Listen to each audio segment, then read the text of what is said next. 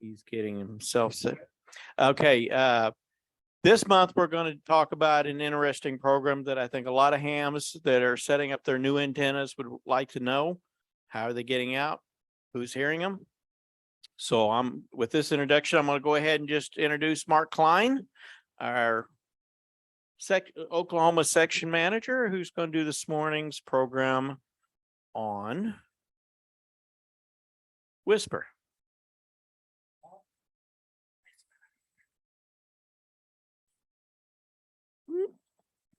Get logged in here. Yeah, we're gonna do it on Whisper. Anybody know Whisper? Oh, Chris. Ooh, Dwayne. Anybody using Whisper? Chris. Okay, I gotta watch what I say so somebody knows what they're doing. So dadgummit, that's no good. Oh, okay. So if you didn't know what you're doing, I can make stuff up as we go along. That's really good to say. Has anybody heard about Whisper? Okay, so you're familiar, but you don't know what's going on. Good, that makes it easy. We can work with that really good. As Mark said, I am Mark Kleine, the section manager for Oklahoma, and 40-some year member of this club, which is kind of cool. We're going to talk. Yay! Oh, geez. Yeah. Showing up. Yeah, since I was Jeff gets bonus prizes. I have been here since I was a teenager. Yet no, I wasn't. 85. I found my first license or my second license the other day, digging through stuff. So since 85 sometime. Today we're going to talk about Weak Signal Propagation Reporter, or something called Whisper is how it's pronounced. It is a digital mode, and it's not a communications mode. The goal is not to trade information with a QSO and say, my gallbladder scar is this big and it goes from here to here. We don't do that in Whisper. It's a beacon mode when we're trying to send out radio signals to the world and see what we can hear from the world. It was invented by Professor Joe Taylor, K1JT. That's why everything says JT in it, because he's vain and he wants his call sign or his initials in everything, which is cool. He's a Nobel Prize winning physicist, so I guess he's allowed that difference. So, if I'm a physicist, it'll be MK. But the big thing here is it's really, really good at transmitting signals with low noise. You'll see here that it goes down to -27 decibels below the noise floor. So where you hear that noise floor, the signal can still get through 27 decibels below it.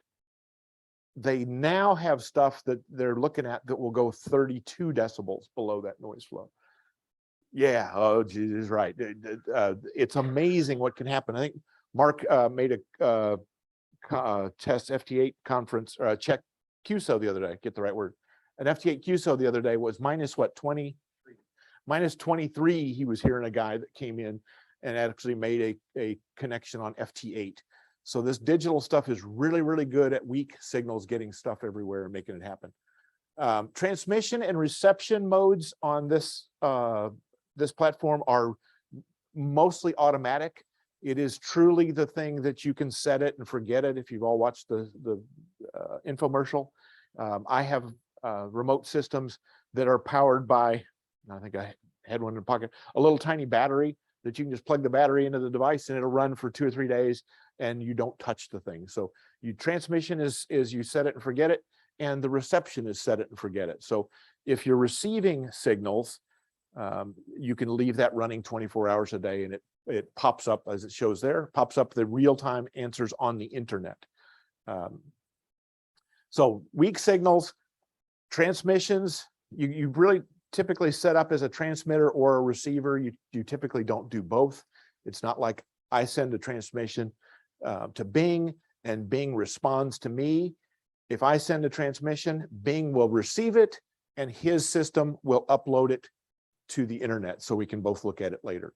There's no confirmation. For all of you introverts, this is the perfect thing. All you have to do is turn it on and let somebody else listen to you, and you can go away and don't have to talk anymore, which is really good for those guys.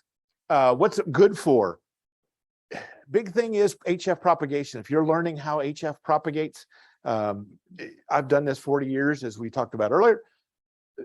HF signals act really weird. They sometimes come through loud and clear. Sometimes some bands do better than others. You really got to know what you're doing when you're looking at it. If you sit and watch these transmissions go back and forth, you'll learn what the HF, the ionosphere, is doing today, and you'll get a good idea to see what happens going forward. For instance, if you are trying to work something on HF and you can't hear any signals, it's a good idea to flip over to the WSPR folks, go to the WSPR website, and you'll see, oops, nobody else is getting through either. So it's not just my equipment, it's the ionosphere that's out there. The big thing that I use it for is you can see how far your antenna can reach. You build a new radio, you got a new radio, you put a new antenna up, and you want to see how efficient that radio is. A lot of us have antenna analyzers, and we have vector network analyzers that lets you test that antenna and see how electrically good that is. That's fine. That's how you set up a radio. I'm not bad mouthing that setup.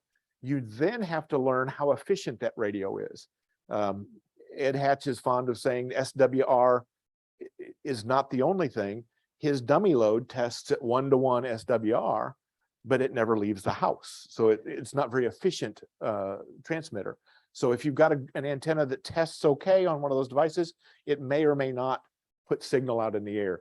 So this, you actually hook up a signal and it will go out to the world and make it all happen. Testing antennas. Anybody build antennas here in the group? Good, that's a good idea. If you put up an antenna, you have no idea where it's going to go, how efficient it is. You can do those kind of things. Typically, you can, once you sit and look at these long enough, you go, oh, I get it. It's not working. Or it works out really well, depending on what you've seen. You can also compare your antenna versus somebody else's that's up and running live on the system on the same day if you want to. And Peter Core's not here yet, is he? Good. I've got one that shows my antenna is better than Peter Core's, so I want to make sure I rub that in later. But largely automatic, so you can run WSPR while you're at the shack.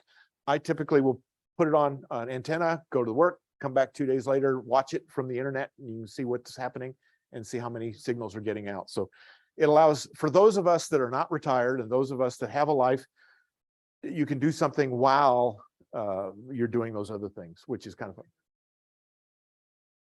There are people that have a life, Jeff. Sorry, I thought you were one of them. You were living the dream. Not you, Jeff. Okay. And the big thing is it's lots of fun. You can put a signal on the air and you can see what happens and brag to your friends and neighbors about it. These slides will be on the video. That's the link will be there when the video comes out, so you don't have to take notes. You don't have to remember all these frequencies. The computers and all the hardware stuff tend to fill in the frequencies. However, if you're dialing around on your radio, let's say that you've got John's 520 back there that's turned on, and you come upon one of these frequencies, you will hear some of the tones that are WSPR, and you may not understand what they're doing, but that's what they are. So those are the dial frequencies that you'll listen to hear those.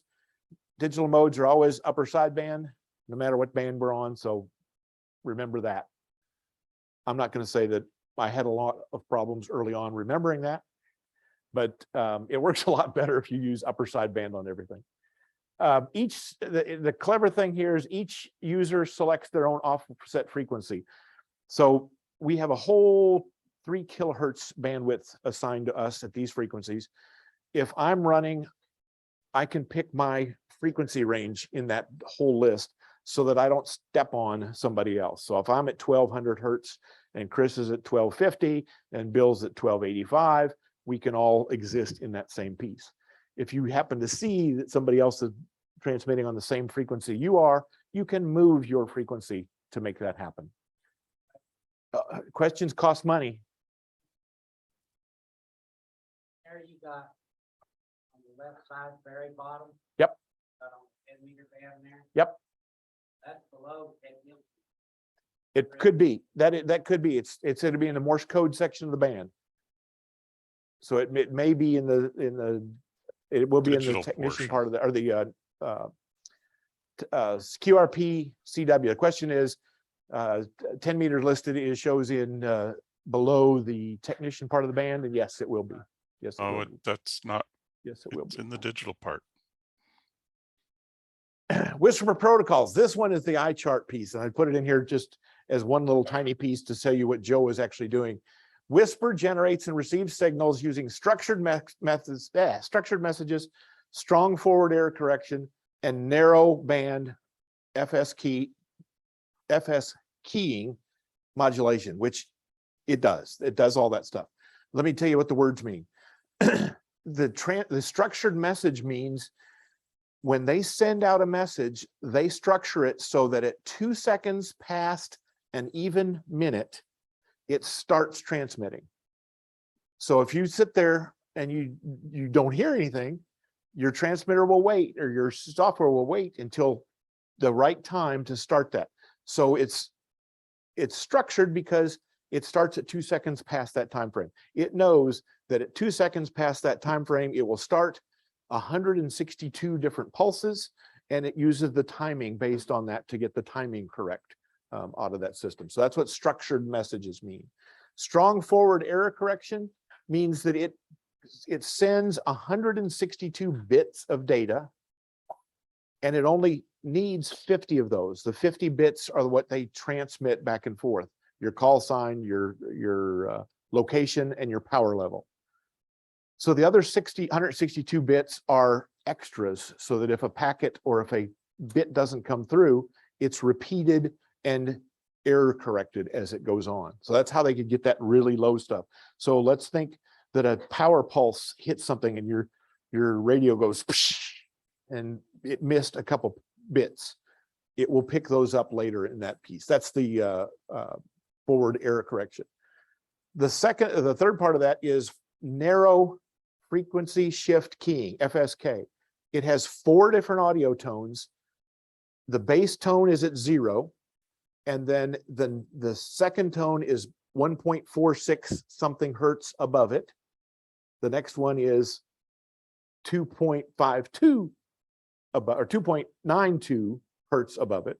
So about 1.5 hertz apart. So the 0 tone, 1.5 hertz above, 3 hertz above, and 4.5 hertz above.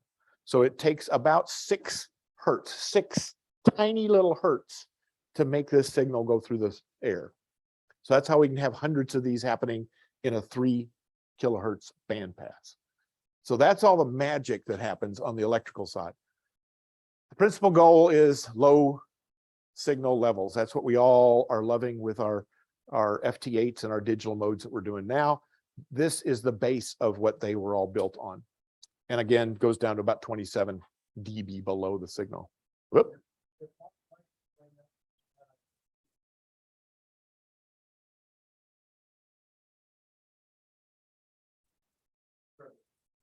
Oh, okay. We'll grab that at the end. Thanks. Okay. Primitive technicians have CW data from 29 to 28.3. 28 to 28.3. Oh, he says he's got it. And that's what this would be, 20 in that technician range. Thank you, Peter. Thanks. So you can do it. Yes, technicians can do it. Transmitted call sign. What's actually sent? What's actually sent is a call sign, your locator, and your power level. So in this case, K1JT is the call sign. FN20 is his grid square, Maidenhead grid square, which in our case is probably Echo Mike 1.5. I don't know, anybody here outside Echo Mike 1.5? Nah, probably not. And then the 3.0 means the power level. So that's the power level that he's using. You need that power level so you can compare these signals later on. So if Levon's sending it at power level 30 and I'm sending it at power level 5, they do a comparison to say, okay, here's what I'm receiving. That equals out the piece. 3 different options, 3 different things that are sent. 15 bits, if you're into bits, 15 bits for the locator. That's the FN20 in that case, or Echo Mike 1.5 for our case. 28 bits are assigned for the call sign, and then 7 bits for the power level. So if you're a programmer, you know 2 to the 7th means X number of options that are there. So 50 data bits that are sent. The rest of this stuff is kind of silly. The occupied bandwidth, I said earlier, is 6 hertz. I mean, that's this wide. Our voice takes up 3,000. Morse code takes up technically 1. And this takes up 6 hertz wide. The cute thing out of this is the transmission is 110.6 seconds long. Remember, it said it started at 2 seconds after the even minute. 110 seconds, if you do the math, is really close to 2 minutes.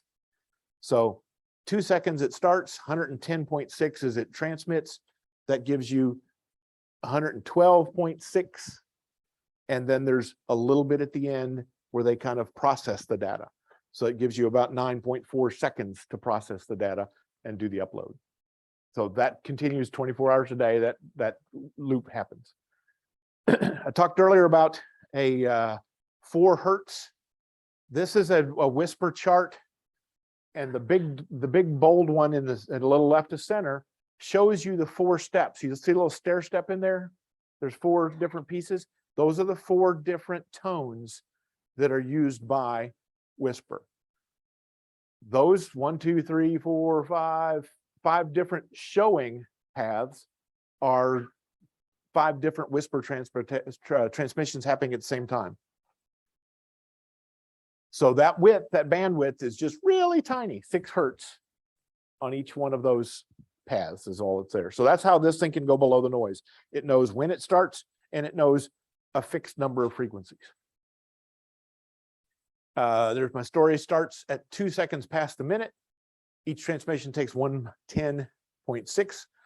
If you're doing whisper, you typically see the software at about 113 seconds show on the display decoding and uploading. So you watch it, you can see the decoding and uploading.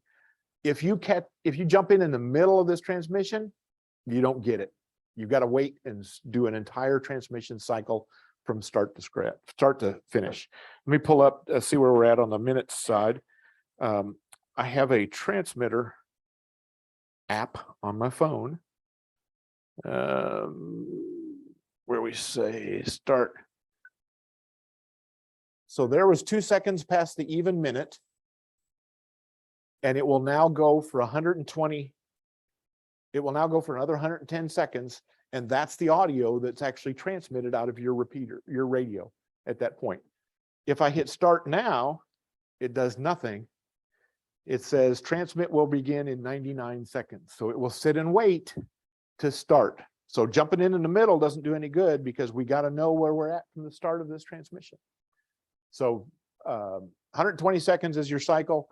If you change bands, you either do it in those 9 seconds between those two, or you lose a cycle and you just say, yeah, whatever, take up, do your thing.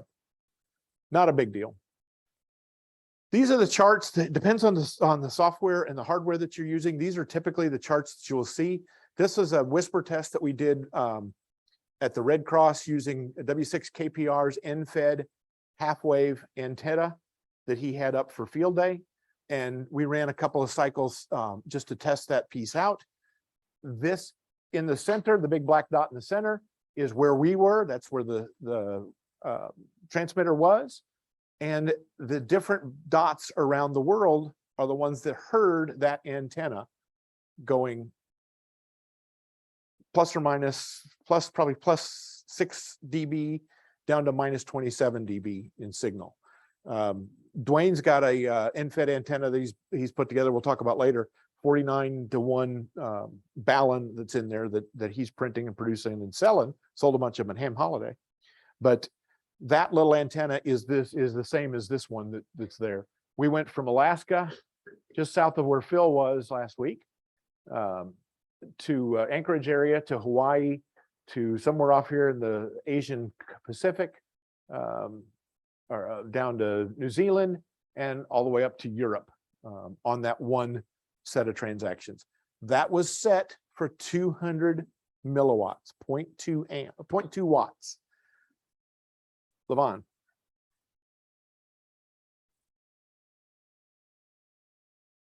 Yeah, they're seeing the same thing. Yep, they're seeing the same thing we are. That's a different output. So it was a test of that antenna. We had it up and running. We did a test. And now we know we're in good shape. Life's going. You can see from that, it was probably a pretty high antenna. That one was actually run off of the top of Galen's 50-foot, 46-foot, whatever that mast is, his little push-up mast, and off to the east on some fiberglass poles. So we got some really good coverage out of the thing. If you look at the colors of the dots, they mean something.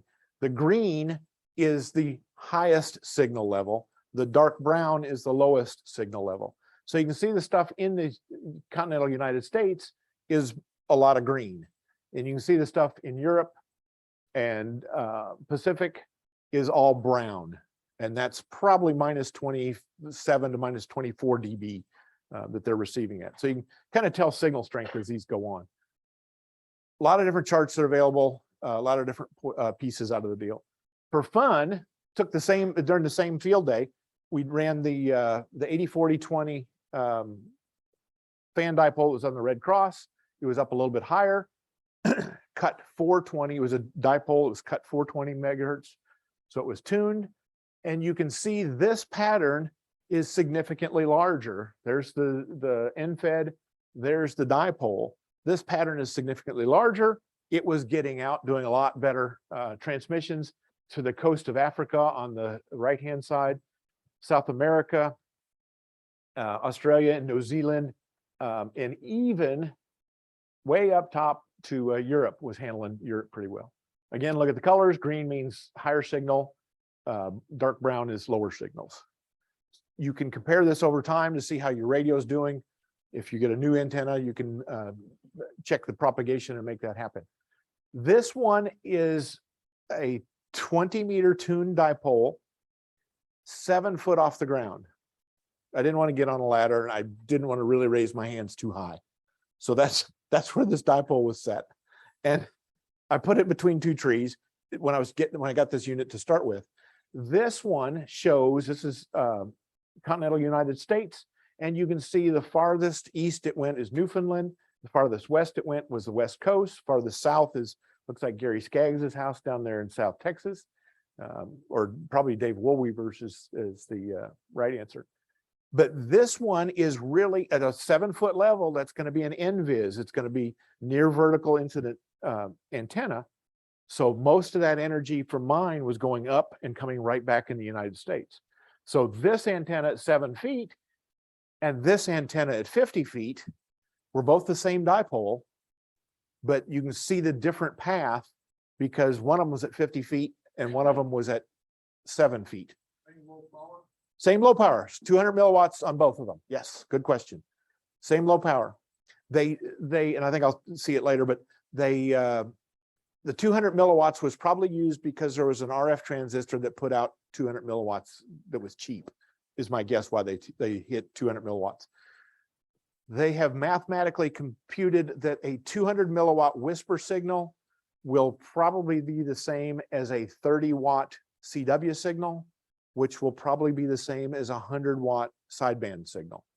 So what you see at 200 milliwatts, you would expect to work somebody at CW at 30 watts or 100 watts on sideband. So if you're trying to equate this to something, if I have a 100-watt 745 radio sitting on my bench, that's the signal I should have gotten out of that 7 foot dipole sitting on the ground. So if you're talking about height matters, there's the pattern that you get from 7 foot, and there's the pattern that you get from 45, 50 foot, whatever that was. So that's how you can compare antennas empirically and say, oh, I see now how one of them gets a lot more. There were no other, this is all of the spots I got. I got nothing in Europe and I got nothing out west on this one. I was trying to mess with, this dipole is actually going east and west. And I was trying to mess with that dipole and I turned it like 10 different positions, clock positions around the dial, and I moved it. Oh, there's Peter. Shoot, I'm in trouble now. There's 10 different clock positions, and I was moving it to see if I could get directionality out of a dipole, and I got nothing. What I learned was there aren't very many people in North and South Dakota, because North and South Dakota were empty, no matter where you aimed that thing. I kind of got a little bit of peak when I aimed it broadside. I aimed it down to Atlanta. I got a little bit more down in the South Florida range, but not much. So if everybody's talking about how directional a dipole is, not much. You can maybe, it probably had more to do with a tree that was next to my environment or something of that nature, but it really didn't give me any changes in all those looks. But the good thing is you got a lot of greens here in this continental United States, so that NVIS antenna shows up a good thing. Dean, sir. This is all 20 meters. This is all 20 meters. This is all, the device I was using is a 20-meter device, so that's why I was doing that. You can do other frequencies. We'll talk about that in a bit, but this was all 20 meters. So you can make those comparisons and you can put up as a baseline. Now, propagation gets great. All of a sudden, the whole chart is full. Yes, sir.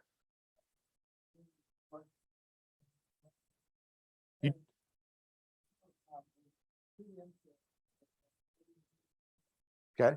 He has two NFEDs 40 degrees apart.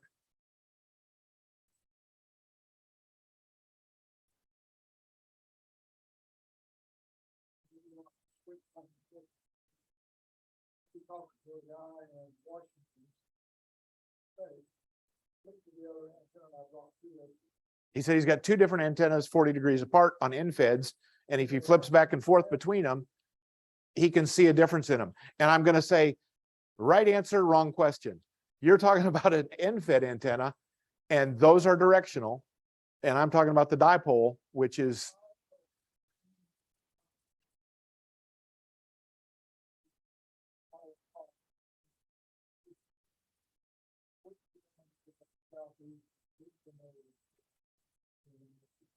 yeah, he said he's had the same thing with some dipoles. Local conditions always vary. That's why you need Whisper, so you can prove that yours. No. That's why you can prove what your situation comes up with. The ground is different. A grounding level, what works at my house at 7 feet is not going to work at somebody else's at 20 feet.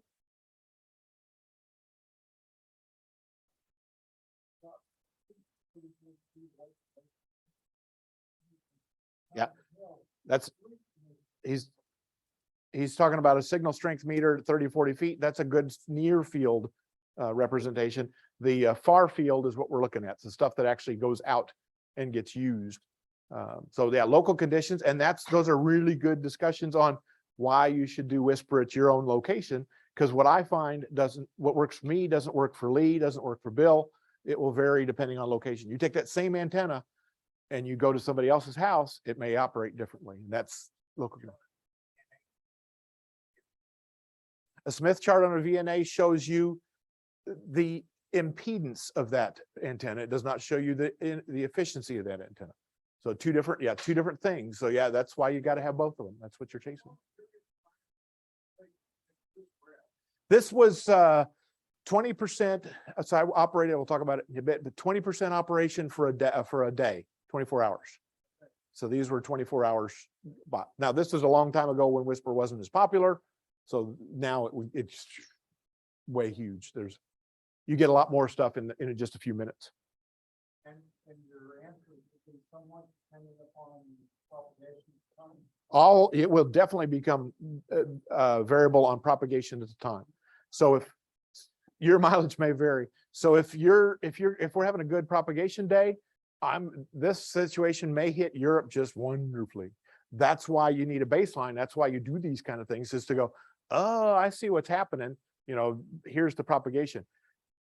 I'll show you the WhisperNet screen in a bit. Because the world is using these things, you can use somebody else's system to learn all of this. But if you want your antenna modeled, you do your antenna on this every day or every time you want to learn something different. And does everybody agree that propagation changes about every 20 minutes or 20 seconds? Yeah. I mean, yes, propagation varies big time. So you got to know where you're at. Yes. How quick do you receive this data? How quick? Good question. How quick do you receive the data? We talked about earlier, the 120 seconds. Between second 113 and a second 120, it is uploaded to WhisperNet, and you will see that spot show up literally at that second. So if you're at your radio and you look at this data, it's current enough that you can turn your radio on and Yep. expect to work certain areas. Yep, the propagation stuff is all up to date, current.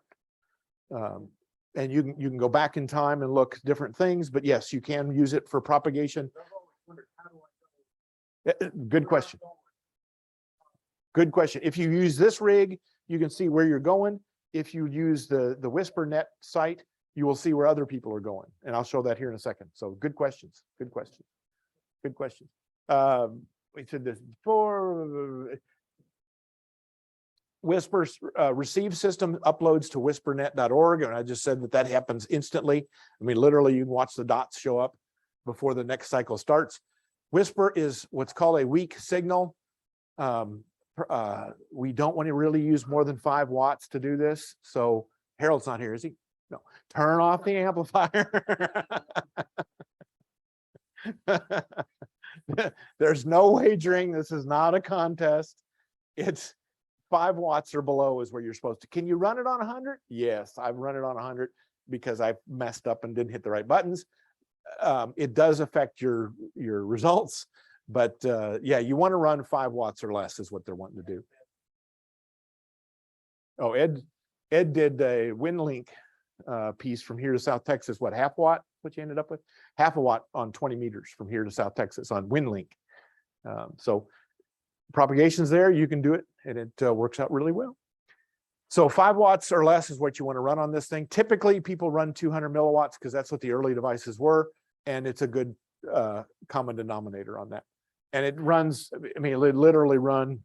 This is the battery that I use to run all of this stuff off of. It's just a cheapy battery that I got from General Motors fleet at a conference a couple of years ago, and it powered the thing, and it shuts off after a day, and life is good. Typically, as far as etiquette goes, you want to transmit 20% of the time. Peter Core turns his up to 100. Where are you at, Peter? Okay. He turns it up to 110%, so it's always transmitting. No, he didn't. 20% is what you want to do so that you're not blasting out there the whole time. When you're actually testing an antenna, I will turn mine to 100% because I want to see everything that's happening right now. I want to see every 2-minute cycle. I want to see something. So 2-minute time slices, that gives us 30 of them in each minute. So that means you're transmitting 6 times a minute, or 6 times an hour. Sorry, 6 times an hour. You can select your own offset frequency. I've talked before. You just want to stay away from the other people. A lot of people default to 1500, which is right in the middle of the 3000, 3 kilohertz band. You're all stepping on each other. Just move yours to 1272 or 1280 or 1500 or 1580. Move yours somewhere out of the range of somebody else. The little cheapy units that I've got automatic, they randomly pick a frequency. So they just pick one and off you go. Well, if you have a receiver, where do you put it? Yeah, where's a dollar bill? Send that man a dollar bill. This is a waterfall display of Whisper, the Whisper area, and it's 14. This was actually 14095.6 hertz. I was on a 20-meter band, and I will say it. Let's see. I'll say it the proper way. I was too lazy to get up to turn on my radio, so I remote desktoped into the machine that was across the room, and I connected to a WebSDR receiver that was in California. And I used that receiver to create this waterfall. So a guy in California has a system up on the web. It sends the audio to me, and this is what I was receiving because I was too lazy to turn my radio on. Now remember, lazy and efficient are very equal, so don't judge me. Don't judge me. This is the waterfall. You will see these, it looks like cat's paws coming down. There's the lines coming down. Those are the Whisper signals from each one of the stations that were transmitting at that time. So this was last night sometime when I put this put up there. You can see at the very bottom, there are some little blips, and each little blip is a signal that they are hearing at that receiver site. So we listen at 14.095.6. This is what you see on the waterfall display, and you will see these frequency blips. There are others, I'm sure, that are out there that are below the noise floor that you're not seeing. You're not hearing them all. So you don't have to see them to make them happen. They don't have to be red. You don't have to have your amplifier on. You can pick this up below 20 beat below. For a time reference, on this green line in the middle, you will see that it says 20 meters. So it says I was at 20 meters. And you can also see that it was at 4:28 UTC. So if you want to back that up, that's probably 11 o'clock last night when I did this piece. So that's the waterfall you see. You see a little bit of darker red down here in this. Looks like that guy had a little bit better signal than all of the rest. You'll see some blips on the far left, and the blips on the far left are usually Morse code. Those are the QRP Morse code guys that get in there. And you can typically, yeah, you can see them at the very top left. You can see little blips, and you can actually decode the Morse code on that. You'll see a dit and a da dit, and you can actually figure out what the guy's sending if you're that bored to go through those things. So that's the signal you'll see. There's a lot of noise on this one. Again, it was from some guy in California. I don't have a clue what it was, but used his receiver last night. I showed you my cell phone. I use something for those of you that have a real phone, an Android phone. You can get at least two different options. You have a WSPR-TX option, and you have a WSPR beacon option. For those of us hams, you go with the WSPR-TX option because it has the best feature ever. It's free. That's right. It has less features. It has less UI, but it does the piece. That's actually the device that I hit the send button on earlier. Now, Thomas Hayes, everybody remember Thomas Hayes? Thomas brought an antenna out. He said, I want to test it out. Peter said, let's put it on WSPR. And I thought, nobody has an encoder. Nobody has a thing to connect it. Who's got the right cables? You guys are crazy. 5 minutes later, Peter whips out his phone, and he took his phone and he put it up against the microphone of Thomas's radio, keyed the microphone, and just held still for 2 minutes. That was the hardest part for Peter, I think, right, Peter? Holding still? Yeah. So he's held still, transmitted the thing, unkeyed, and we got a gorgeous map of that antenna literally in seconds with no hardware. I didn't think it'd work. It works well. So take your radio, you can put this on your microphone, and if you have an Android app, you can do it for free and hit the button. It will do everything for you. Life is good. It will tell you if you put the frequency in there. It'll actually display the frequency on the piece. You have to select the power level. Remember the things we send: call sign, location, and power level. So you do all that, life is good.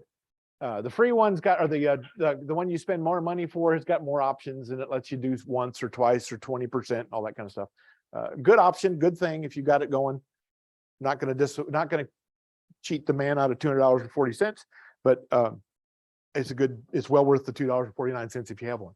If you've got one of those other phones that the 10% of the people have, or whatever it is, you get to pay $4 for a device called WSPR-TX, and it does the same thing. It will transmit and it will receive. So you can do that like Peter showed us. Just put the microphone up against the thing and it will transmit out and make it happen. Nothing fancy. Here's the whispernet.org site. Talked about earlier that this is the thing that we look at. If you're looking for real propagation, you can see these paths. These are actual real-time recent transmissions that are happening. At the bottom of this, if you scroll down, it will let you pick the band that you want to do, the time that you want to do, all kinds of things, and it will make you a map of the propagation as it happens in real time. So that's whispernet.org is where you need to go for that. And they used to have it pop up on the main screen, but it says here for development purposes, they're not paying Google for this. So Google stamps it with for development purpose. You have to click on the little button on the top that says map to make this happen. What else can you do with it? We last year did a class with OU's aerospace folks. You can do a balloon. I'll pass this around. This is the same transmitter that was actually in the balloon. Actually, it's not the same one. It's a similar one. The same one is in a field somewhere. But this is the actual transmitter. This one will actually do on 20 meters and it will do 2 meters APRS. And it's 9 grams and it'll go in a balloon and run around. I've got a 2 meter antenna tacked onto the thing, but it'll also have a 20 meter option that will poop out of it. That does 20 meters. You can see on the left, they're filling the balloon. This is a Mylar party balloon. This is a, no, this is the high dollar. This is the $120 big specially built balloon that we found the $4 party balloons do a lot better than the $120 balloons do. Down at the bottom, you'll see a helium connector that they're putting it up. These are the Whisper transmissions. It left Norman at the top of the screen and it came down here on the first day, and you'll see it transmitted the speed, the altitude, 36,743 feet is where that balloon was at. And all this information came through. Somebody who's paying attention says, wait, we don't transmit altitude and speed. Speed, it figures based on the previous spot. So it just does a math and says, okay, previous spot was here. The altitude, they encode as a second, they do a second packet. So at 0 minutes, they send the normal packet. And at the one following it, they send a second packet that uses the call sign area as altitude. So the call sign is garbage. It's usually a W7 or a what is it, Yankee 7 something. It's a call sign sequence that's not legal, but it passes the altitude back to us. So that's how we got the altitude coming back from this thing. This one went, I think, to Nova Scotia, and it got into a storm up there and blew up, disappeared. Never heard from it again.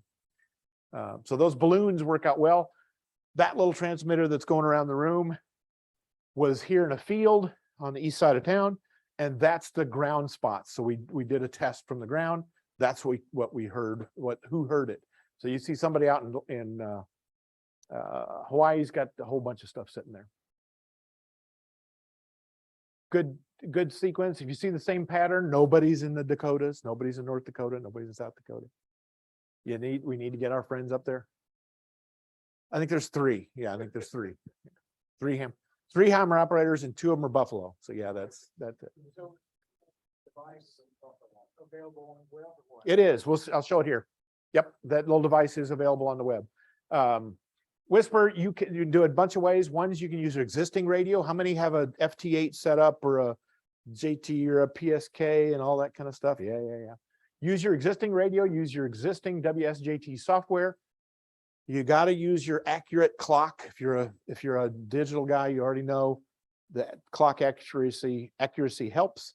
If you need help setting all this up, we do our Elmer nights Tuesday night. Come on, see us. Go ahead. Can I stop you? One thing on the clock that he just brought up needs to be accurate when you're doing this. If you get one of those programs, which he'll tell you, or we can tell you on Elmer Night on the clocks, the program to set it up, you want to make sure you turn the clock off in the computer, because those two will fight each other and it won't stay accurate. So that's just a tidbit you might want to know when you get one of those programs to do that. First thing you got to do is set your call sign, grid square, and power level. We talked about that over and over and over. WSJT-X in their settings piece, you probably have already put your call sign in. Mine's there up in the top left, N5HZR. My grid is Echo Mike 15IE. It will only transmit the 4-letter piece of it. Yes, sir. Phil. I noticed the power level is in BDS. Yes. 1 watt is 30, 10 watt 240, 100 watt, 250. Yes, I got $1 for you because we got a chart coming up. Yes. Power level is in dBm, but the grid square is Echo Mike 13, Echo Mike 15 IE for me. And then here, I set mine up for the audio to get the signal from the radio. Mine goes through something called a virtual audio cable. So that's where I took the WebSDR and I fed it back into the WSJT. So that's how I got the signal into my system. So you set those two things up and that should be there. If you're already doing Whisper, you're already set up. You got everything ready, good to go. But those are the only two things you really need. The WSJT-X screen. This is what happens when you bring up that software on your computer.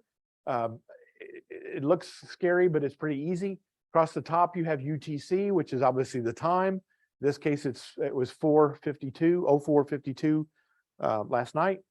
DB is this transmission from N8 Oscar Whiskey Yankee. Came in to me at a -11 dB. So I was hearing it 2 S units below the noise level. DT is delta time, and that tells you if your time clock is accurate, whether you're on time. So in this case, you can see that our clocks were 1 second apart on the two, which is good. You're okay at a second or two, you're just fine. Frequency, that's the actual frequency that it was picked up at, 14.095056. So that's 14.0956 plus a little bit. So that's where he lived at. Drift is the measure of how much did that signal drift. So the zeros mean they're probably a really good solid state radio. The ones that have big drift, I'm not looking at you, John. Big drift radios. If your radio drifts, you'll see a big number here. So that -2 there is probably, that guy's got a little bit of wiggle going on. If you see a lot of drift in all of these, that means you're the person drifting. So if they're all drifting, you're the guy. Yes, sir? Oh, yeah. But if and on both of those, like if you see the time and you see the drift that are off, like the time in my case, probably is my system that's off because everybody is off a little bit from me. So I'm going to say I'm the guilty guy there. On the drift, looks like we're nailed. It's not my receiver, it's the guy in California's receiver. So that's his good receiver, not mine. Call sign, these are the call signs that came in. And the grids that populated, and then dBm, and that's the power level, and that's where Phil gave us the jump off, which is kind of cool. The software gives you a lookup. It does the math for you and says the top one was 1,143 kilometers away. You can see in the middle, I have a ZL1 SK or SX that shows to be 12,042 kilometers away. And I'm going to have to, yeah, well, no, I'm going to have to admit that, remember I showed you back here, my grid square? My grid square shows Oklahoma. I was listening out of a guy in California. I should have changed my grid square to his grid square because all of those are based on Oklahoma. My receiver was in California. So if you do WebSDR hopping, which I do a lot when I'm chasing balloons around the world, make sure you update your location because I got some really nasty emails from Eastern Russia where I was showing them at a +4 signal in Oklahoma, and they wondered how I got their signal at +4 in Oklahoma when I was using a receiver in Munich. But it's like, oh, these people are watching their stuff, man. This is cool. So yeah, I got some nicely worded, but obviously fix your stuff, man, kind of emails. So pay attention when you're doing that if you're hopping around. And I forgot, just remembered that now. I forgot to do that. Well, it could be NSA. Yeah, it could be. Obviously, the buttons in the middle of the connection button. Stop means stop if you're transmitting. Monitors, what I was doing, I was just listening because I don't have a transmitter. I was on the guy in California's. Erase means you swipe out the list. decode pops up in that 113 second point. So when 113 seconds comes up, you'll see that decode light come on and it's decoding the math, doing it all its time. If I had turned on the transmitter, the enable TX button would be lit up red. And then the tune button is just, you can hit the button and it'll fire up the transmitter and test your push to talk and all that kind of stuff. So that's all those things do. Bottom left, you'll see it. Whoop, wrong deal. Bottom left, you'll see a 30 dB over on the left-hand side. That is your audio coming in. You want that to be somewhere between 30 and 60. I have a better luck at about 30 to 40. The book says 30 to 60. 30 to 40 seems to be a good number. So if you overdrive the audio coming into it, it will go red and look nasty and you won't hear anything. So 30 or so is a good number for me. Obviously UTC on the bottom is the time when this was done. Transmit, I told you can pick your own transmitter. This one's set at 1400 Hertz. That's where you would adjust that frequency to move around in that band piece. And then the transmitter percentage. So if you want to be the pig, you can do it to 100%. The nifty thing with this software, if you have your radio set up correctly, is it will let you do band hopping. So you can send 2 times on 80 meters, then go to 40 meters, then go to 20 meters, and you can automate that whole thing. And it's really, really neat to do that. The blue blot that says upload spots means if I hear something, it's going to upload these to whispernet.org. Bottom right is our friend Phil with his 30 dBm 1 watt. And that's where you select your power ratings. You say, this is how much power my radio is using. You tell it that. Some radios, you can do it can calculate that power for you. Mine, you just click the right power level that you're using. On the right-hand side is a relative power. So if you just want to run a whole cycle and not send any signal out, you can grab that little slider, bring it down, and it will not send any audio out. That's pretty much it for the whisper part. Here is Phil's eye chart. This is the power level. You can see that 23 dBm is 200 milliwatts, and that's typically what I use on the equipment that I use. But you can go from 5 watts down to 5 milliwatts as a test. And don't turn the amplifier on. No, you don't need to do that. Anybody do grid tracker? Grid tracker will take the output from your WSJT software and it'll light up the different spots that you hear. So each one of those little push pins is somebody that I was listening to last night that it populated their stuff in that same place. On the screen, you can see I was doing 20-meter whisper and comes through from all of the stuff. Sam's got a question. Sam's got a question. What's the question? So I have to set the actual power level of my radio, not through WSJT. You have to set it. You have to set to make sure that it's correct on the screen. This screen here, you have to make sure it's set correctly as it goes out, because this is what's encoded as it goes out. Now, your radio may communicate that back and forth depending on what radio you're using.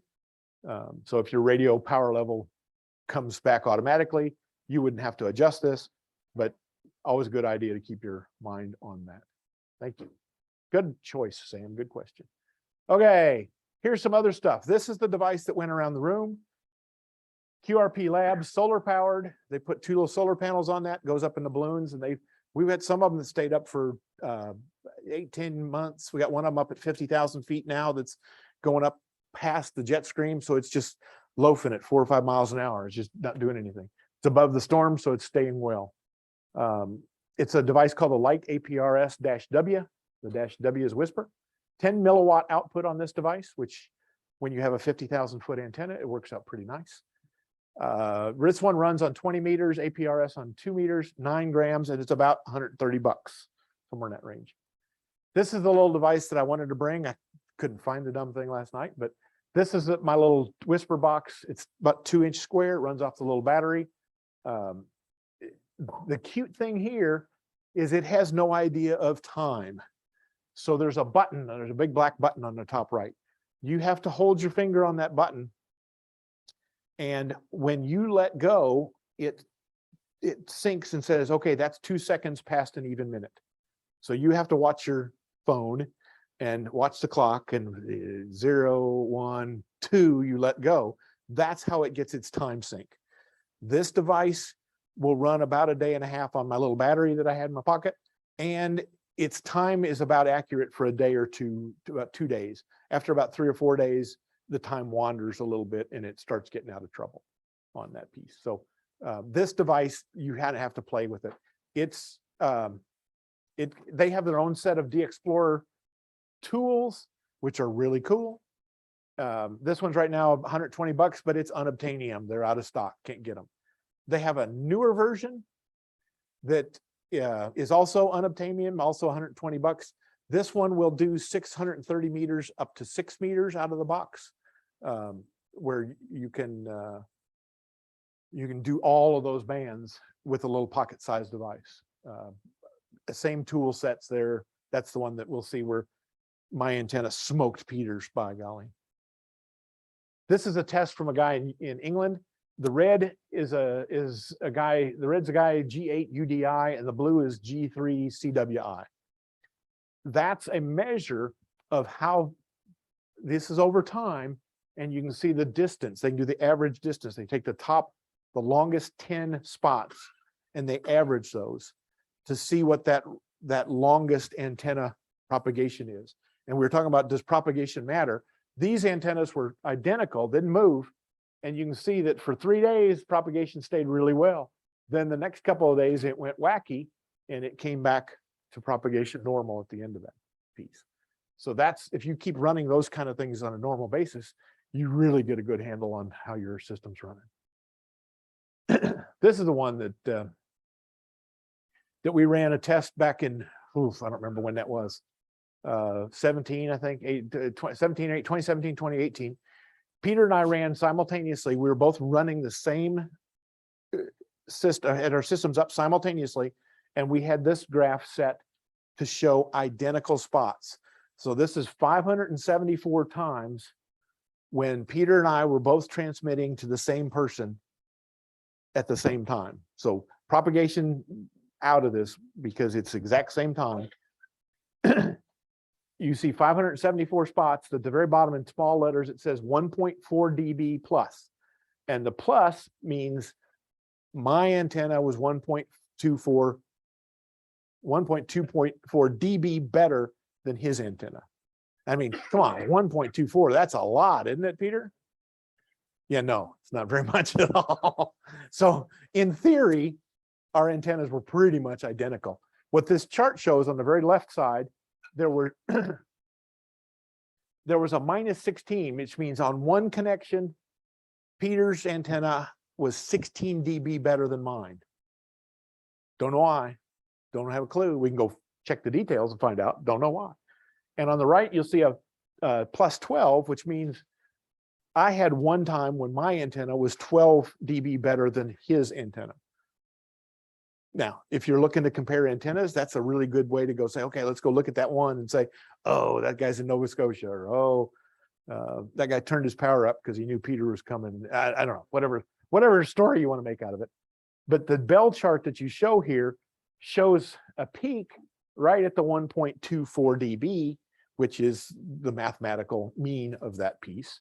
And that shows you that on most of the signals, the zero is the lowest, zero is the second highest, which means on 60, probably 63 transmissions, we were identical to the dB in transmissions across those guys. So this is how you could change. You can check two antennas. You can do an A and B and have two systems running simultaneously. Now, forget about propagation. It's out of the way because we're doing it simultaneously. Now you can say my by golly antenna is 1.24 dB against. Now, of course, I think that's a huge number, and I'm bragging all over the place.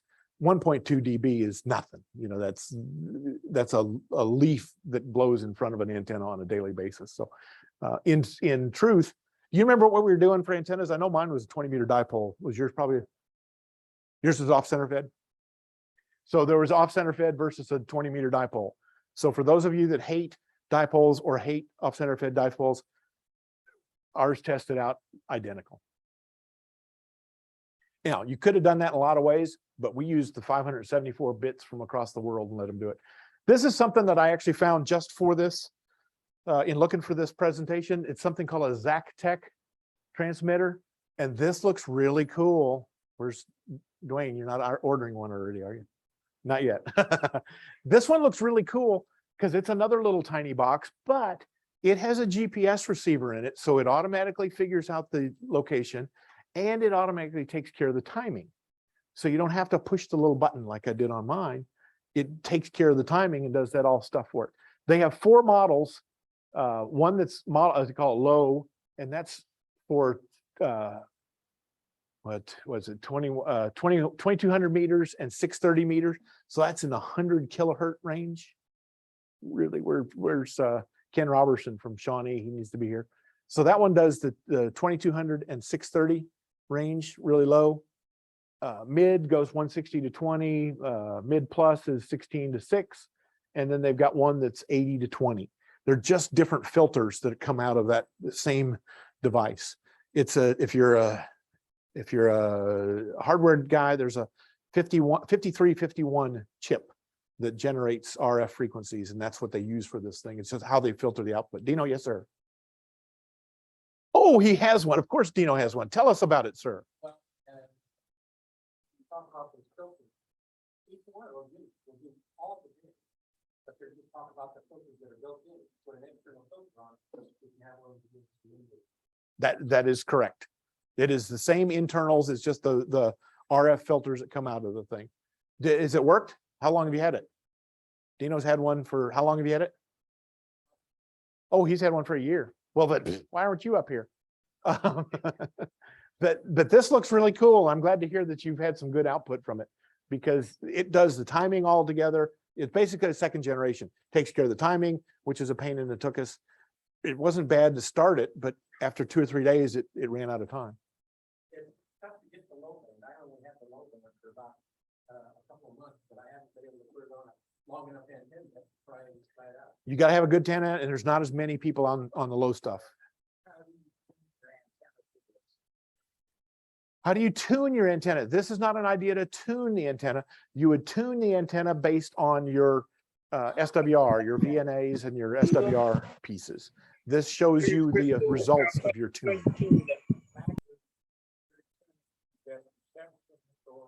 Well, you'd do that on another radio. Yeah, for a mag loop, you'd plug that to tune that. You'd plug it into a different radio that had a receiver, and you'd get that antenna tuned up and then plug it into the this device. Or in your case, with your G90, you could use the G90 as the transmitter and use that and take off running with it. But yeah, these are kind of cool for specialty cases, and they work out real well. Like I said, these this will be available on the video. So this list of URLs will be there. Whisper.net is the one that gets you all the maps from it. SourceForge is where you download the WSJT software. WebSDR is where I connected to a guy's receiver in California and forgot to change my grid. Gridtracker.org is where you get the grid tracker software with a big map kind of thing. That's kind of cool. QRP Labs is the light RPRS. That's what went around the room. Soda Beams is the classic. That's the one that I've got, and I love the heck out of it, but it's unobtainium now. It's somewhere hidden in the shop. And those two, the Soda Beams, are the Whisper devices. And then the Zactec is the one that Dean's gotten. And that looks like a cool little option if you're going to do more of this kind of stuff. So those URLs will all be in that presentation online if you want to do it. So chase it out. Which brings us to the magic slide of questions. What do you got?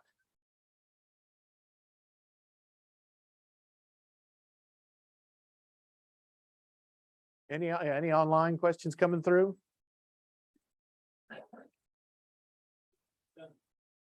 Patrick, good. It's a lot of fun, and you learn a ton about what you're doing. So I will say that. Well, there's a Whisper coming right in there. No, you learn a lot, and you can do a lot of stuff. If you want to do more, come see us at Elmer Knight, and we'll help you out. Brent's got a question. You can use your existing radio and adapt it for whisper. Literally, if you've got a sideband radio that's up and running now, you go grab that whisper software on your phone, hit the button and put it in front of your microphone, and you're off and running. So cheapest thing in amateur radio.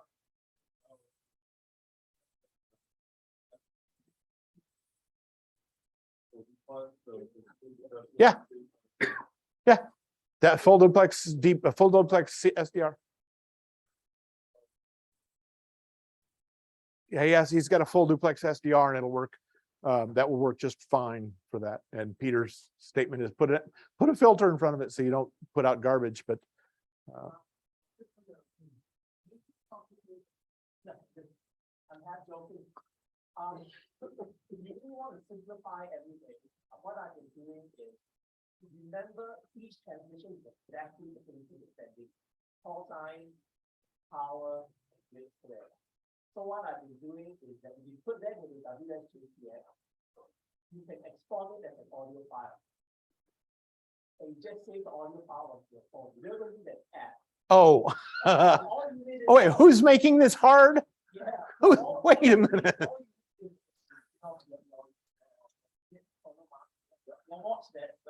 So Peter is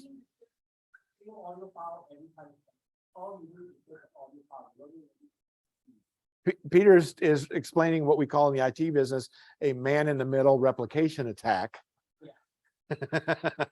And what he said was is that you could use this software and record the audio and then just simply play the audio back with your iPod. Remember those? And that would actually key it.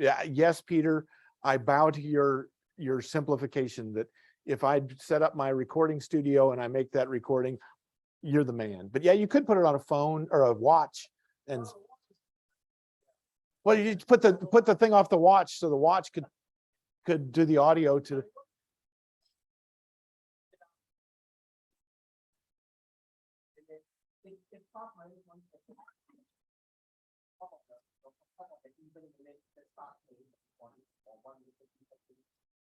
You could play that recording. So, hey, wait, I want to do my whisper. I have a record. It should be. He's making it hard. He's making it easier by making it harder, which is fine. This is amateur radio. We do things we like to do. And if we want, if we all think Peter's stupid idea is a way to do it, that's actually, as long as it's cheap, that's right. If you've got an old iPod laying around and you don't know what to do with the iPod, that's a brilliant man-in-the-middle replication attack. And Black Hat will be calling you later. Any other questions for Anything Mark? else? 5-minute break. Thanks, guys. You've been great. Thanks, Mark, for a wonderful program today. Thank you. Clap, clap, clap, clap.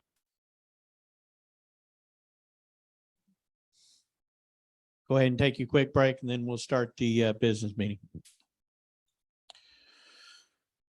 Do it. Thank you. Here's your antenna deal and everything. Thank you. Thank you.